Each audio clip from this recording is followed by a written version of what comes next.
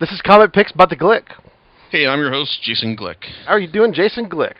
I'm doing just fine, John. And yourself? Oh, not too bad, I mean, part of Southern California is evidently on fire today, so I guess near Lake Elsinore, but who cares? I mean, no, if you live in that area, I hope that everything's okay. So, but everything outside of that, it's great.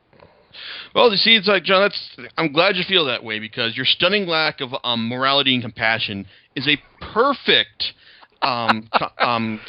compliment to what I'm going to be talking about tonight. Oh, do tell. I want to know all about this this parallel. Okay. I'm talking about the series called The Killer by French artist Luc Jacquemin and writer Matz. Matz, I've talked about him briefly before. He wrote the the graphic novel version of Bullet to the Head, which was regrettably adapted into a pretty dumb Sylvester Stallone movie earlier this year. It's like I thought the graphic novel was a nice riff on Tarantino, low life gangster shenanigans. The movie, well, it's Stallone just doing his stuff, and I just thought, no, this is not the graphic novel I read. But anyway, The Killer is the first series I had read from the writer, and it was something that one of the series that I'd heard good things about. So I think I remember picking up the first volume a couple years back. Now before I go on right now, they've released 4 volumes in the U.S. and the series continues to be published, I guess irregularly in France as the creator's schedules allow. Now the 4 volumes here, the first 2 tell a fairly complete story, while volumes 3 and 4 are telling a much larger ongoing one at this point. Now, volume 1 introduces us to the title character. He's not given a name, and all we know of him is that he's waiting in this apartment for his target to come back from wherever. And as he's waiting, we get to learn the story of how he got into this line of work, and and why he keeps doing it. It's pretty ordinary stuff for the most part. How he got into it by a friend of his told him he needed something done, and he found out that he had a talent for this kind of thing, and his very amoral and cynical perspective on the world just made it seem like a logical career goal for him. But he says that his main goal is just get $5 million and he's out. No more just trying to do this for as long as possible. He's just going to retire to his nice patch of land in Venezuela and be done with things. But as we see, but the thing about this first introductory story is that we learn that this whole solitude of his existence, waiting for his targets, and not having anyone to connect to, is slowly taking his toll mentally. In the sense that we witness to his slow mental freak out as the time goes on, and and then eventually when his target does come back, things do not go nearly as smoothly as he was expecting them or had planned them to. And from there, we're witness to his life slowly coming undone as he's eventually set up by his former employer to take the fall for things, but he's asked to use his wits in order to get around that and turn things to his advantage. Now, this first volume, it's an interesting character study of a very remorseless and some would say unlikable character, as he just makes his living just killing off people and not expressing an ounce of sympathy or remorse for it. The impression you get is that this is going to be a story of his slow downward spiral eventually to madness and of course death, because that's how the way all these stories about hired killers end, because guys have to pay in the end, right? Well, then in Volume 2, we get something. Matt throws us the curve. The killer is recruited by some Colombians who also had their eye on his target from the first volume, and he's somewhat press ganged into working for them. Yeah, he's still being paid the same amount, but they're saying, oh no, you do this for us, and or else it's like we're gonna come get you in the middle of the night. And he also hooks up. He also winds up being somewhat like a mentor teacher to the drug lord's son, Mariano Schloss. And Mariano, he's a guy. He's like a fun-loving guy. Kind of talks too much, and he and the killer kind of bond over just their shared cynical worldview and how they represent themselves to to the outside world. Like the killer said, Mariano says, "Oh, I work in agricultural development in third world countries," and it goes, "Oh, well, I work in human relations, hiring and firing, but mostly firing." Just little bits of this help to give the character a more,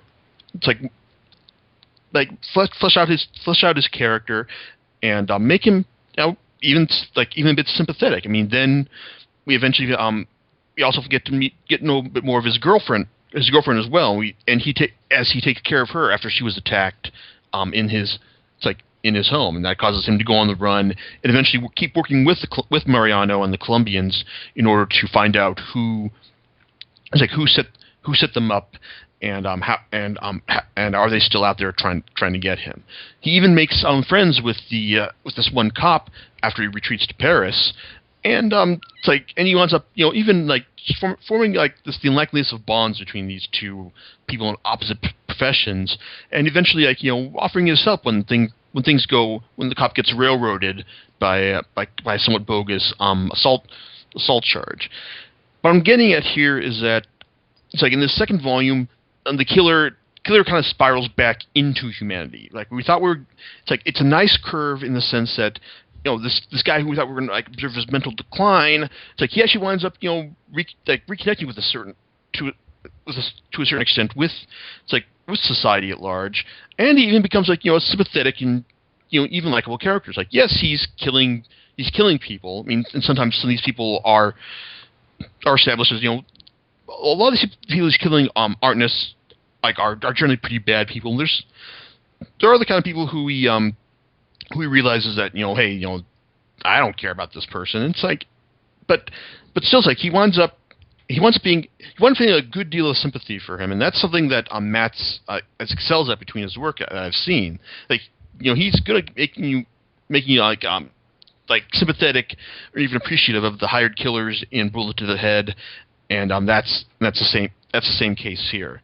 So it's humanity he gives the killer that makes it a fascinating read as you want to be becoming sympathetic and even compelled to see just where this guy's life leads. Now, the first two volumes are available singly in hardcover, and as I saw at Comic-Con, there is even a nice omnibus edition that collects both of them in one go.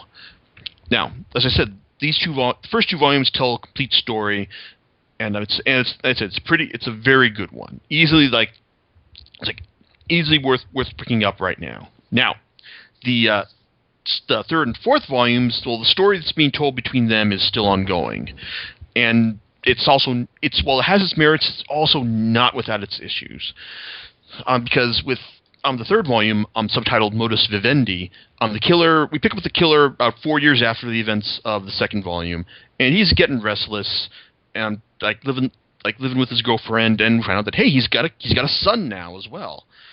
But even then he's still wants to misses the thrill of getting to exercise his talents and doing what he's best at. So when Mariano comes up to him and says, "Yeah, I've got got another job for you. Some guys are asking around. Figured you might be interested." He says, "Sure, why not?" And it turns out that this job is to help destabilize Venezuela, and it also involves killing a nun as well. And that's the part that while he's not entirely against it. He realizes, hey, there's no obvious reason for her to die. That makes me curious. And so when the people who hired him, people behind the people who hired him, come to them, Tim saying, "Yeah, you're gonna kill her, right?" That's when he realizes something is up, and that he's become a pawn in a much larger game. And so he's got to continue. He has to like keep working with. It's like with Mariano. It's like and the it's like and his partners in the Colombians, because it turns out the CIA is behind this, and this whole plot on extent is basically a big old power play over recently discovered oil fields in the Cuban oceans, and there's a three-way power play to get three-way plan between Venezuela, Cuba, and China in order to get these oil fields for themselves. Well, the U.S. Does not want to see this happen. Now, the main issue I have with these two volumes right here is that while Matz expresses a fairly cynical worldview, particularly towards the U.S.'s stake in things, he loves to go on about it. He loves to go on about it at length. And even though I can generally agree or at least see the point of a lot of what he's trying to say, it's just wow. He just goes on so often and so much, particularly in Volume 4, that you just kind of that you just realize, okay, we get it, get on with it. That it does get kind of frustrating, and it does put a whole damper on the entire experience. So yeah, Volumes 3 and 4 aren't as good as the first two, but at the same time, they do tap into something that I find fascinating, and no matter whatever I read, because as the story goes on, the killer Mariano and this new partner in their endeavors, a CIA agent named Haywood, they get the idea. It's like, hey, you know what? We can set up a front for this oil drilling operation, and make enough money to not just transform our lives, but the life of everyone in Cuba as well. And it's like the idea that they're tapping into something like bigger than themselves, and trying to change the world around them. That's always fascinated me, and I'm thoroughly compelled to see where this goes. I mean, it could go someplace terrible because Mariano has expressed a desire to get into politics with all this money, and we all know that when idealists like that, like him, get into, because even though he's a killer as well, he's also an idealist who wants to help the poor. It's like he also realizes that hey, the drug trade is getting too bad. I want an out, and I do want to get. And he wants to be like Pablo Escobar, only minus the whole drugs thing. He wants the whole drugs thing to be in his past, and become like man, like a politician of the people. The killer is far more cynical about all this stuff, but even then, it's like he's got plans for what he wants to do with his money and what he wants to. And if there's anyone who I can see coming out alive at the end of this, then it's him, because he's playing things close to his vest. He's playing things low key and in the shadows. But that's not to say that there isn't some weaknesses in his armor, and there's a very significant chink exposed towards the end of Volume 4, as we find out that, hey, maybe does he have a real first name after all?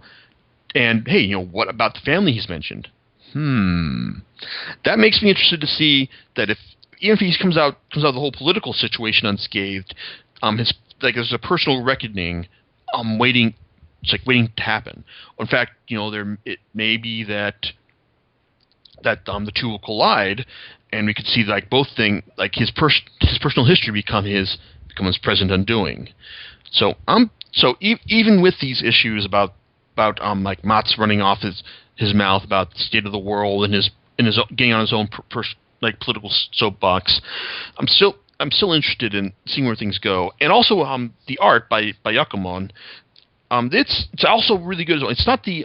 It's not crazily detailed like a lot of European stuff, but he does have a knack for composure and a great action scene. He also does this great bit every once in a while with certain scenes where he just breaks he kind of like shatters like the panels into vertical shards to denote either mental instability or crazy action. It works really well as a nice disorienting effect to the action around you. It's like, I mean, overall, it's like the art is great. Art is great, colorful, and fun, and nice to look at. It's like, and it helps sell the story as well. So overall, it's like I highly recommend the omnibus edition of the Killer to those of you who haven't read it yet. But overall, I still think the series is very much worth reading, even with its issues right now. So, John, any thoughts? Well, I don't think I'm at the same level as he is. Well, I guess not. But outside of that, yeah, it sounds like an interesting series. May have to look into it. Indeed. It's like I said, it's something I recommend to everyone. It probably won't be showing up on the best of the year list, but I'm glad that this one came out. The only thing is, if you do get involved in it, be prepared for a long wait between American volumes, because there was like a 2-year wait between volumes 3 and 4. Like, as I'm guessing that the series is published maybe once a year in France, and well, let's say that he can go. I can see him going on for a little bit longer, but I can't. The current story arc does not strike me as being like something that can be sustained indefinitely. I understand. Cool. And with that, will that wrap us up for the podcast for now? It will. And so all I can say is come back in 2 weeks for my thoughts on all of his how to make manga the Shonen Jump way in Bakuman. Sounds great. And until then, we'll see you next time. All right. Bye.